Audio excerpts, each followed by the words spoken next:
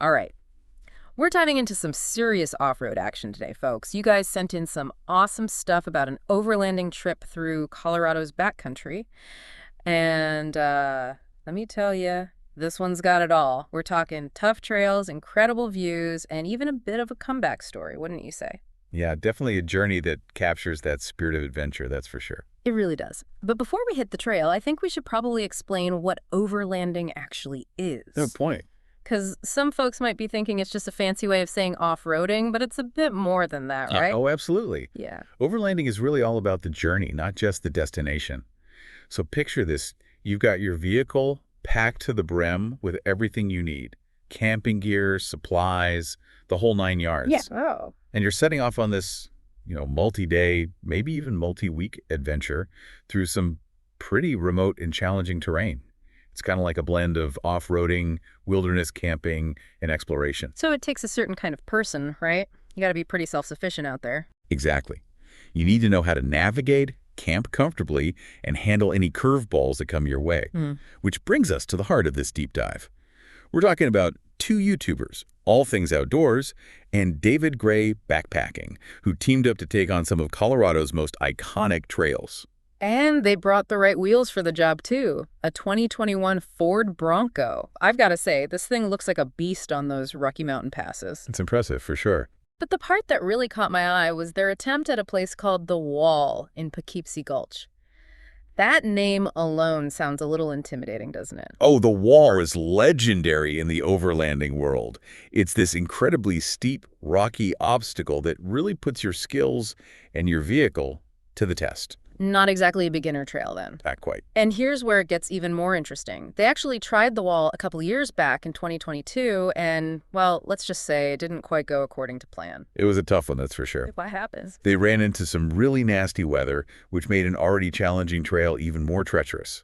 I can imagine. Yeah, anyone who's tried to navigate slick rocks knows that's a recipe for disaster. So there's this whole element of redemption to this 2024 trip, right? Absolutely. They're not just conquering the terrain, they're facing their past experience head on. Exactly. And this time, Huh? luck was on their side. Yeah. The weather was absolutely perfect, clear skies, stunning views, almost like a reward for their previous struggles. Speaking of those views, I gotta admit, the scenery in these videos is absolutely breathtaking. We're talking Tincup Pass, Stony Pass, Hurricane Pass, even a ghost town. Did any particular spot stand out to you? Oh man, that's a tough one.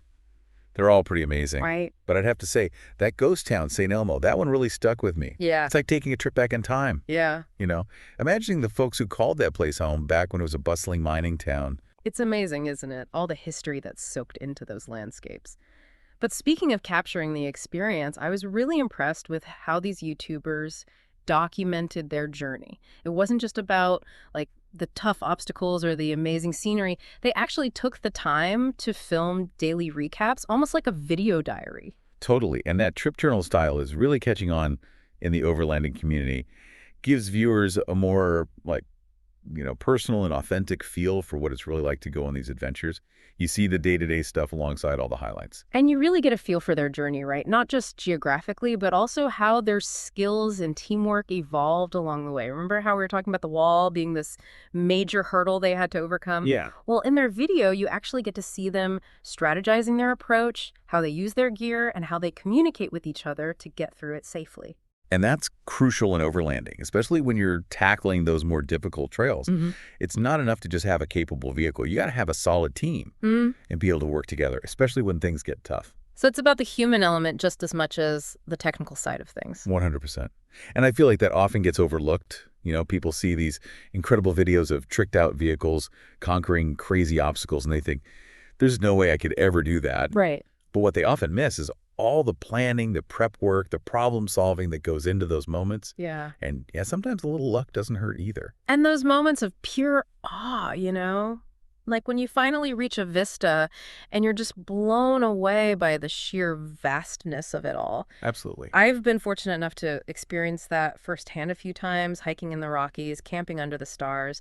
It's something you just can't quite capture in words or even photos.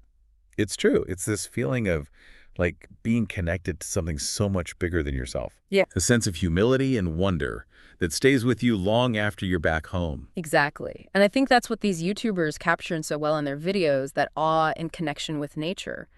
But they don't shy away from the tough parts either, the frustrations, even the occasional hiccups along the way.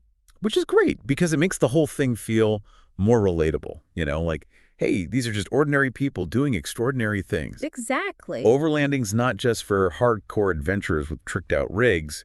It's for anyone who wants to break free from the daily grind, explore new places, and push their own boundaries. And speaking of pushing boundaries, this deep dive actually encourages our listeners to check out both YouTubers' channels, All Things Outdoors and David Gray Backpacking. Good idea. They each offer their own unique take on the adventure, so you get a more well-rounded perspective. I like that. You get to see how different people approach the same challenges and how their strengths and weaknesses play out.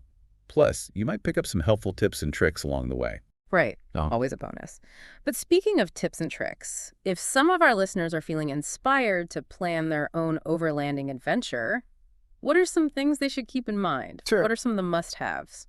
Well, I'd say the most important thing is having a vehicle that's up for the challenge. Yeah, your everyday commuter probably won't cut it, huh?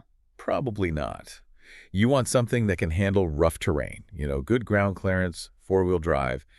And it's a good idea to have some off-road specific features too, like skid plates, recovery points, things like that. It's not like you can just pull over and call for a tow truck when you're miles from nowhere, right? Exactly. Being able to handle minor repairs and recoveries yourself is super important. That's why having the right gear is so essential. Things like a good toolkit, a tire repair kit, a tow strap. You get the idea. And of course, you'll need some camping essentials too, unless you're planning on sleeping in your vehicle every night. Definitely need a place to rest your head. A good tent, a sleeping bag, a cooking setup, those are all key for a comfortable experience. Right. And of course, plenty of food, water, fuel. Mm. Those go without saying. You're pretty self-sufficient out there, so you got to be prepared. It's like you're creating your own little temporary home on wheels. That's a good way to put it. Yeah. But seriously, preparation is key when it comes to overlanding. Do your research, plan your route carefully, make sure you got everything you need before you hit the road. And it never hurts to let someone know your itinerary and when you expect to be back, just in case. Smart move. Safety should always come first. Once you've got all that sorted, the possibilities are pretty much endless, wouldn't you say? I mean, looking at the footage from this trip, those wide open spaces, the incredible mountain views, it just makes you want to disconnect from it all and reconnect with nature. And that's the real beauty of overlanding, isn't it? Escaping the everyday hustle, challenging yourself, experiencing the world in a whole new way. And, you don't have to travel far to find adventure. There are amazing overlanding opportunities right in our own backyards. Absolutely. So to our listeners, if you're feeling that adventurous itch, if you're yearning for those wide open spaces and breathtaking views, maybe it's time to start planning your own overlanding trip. And remember, it doesn't have to be a massive expedition across continents or anything. Start small, explore your local area, see where the road takes you. You might be surprised what you discover. I love that. And hey, if you do decide to embark on your own Colorado overlanding adventure, be sure to let us know. I'd love to hear all about it. Until then, happy trails, everyone. And happy exploring. That's it for this deep dive, folks. Catch you on the next one.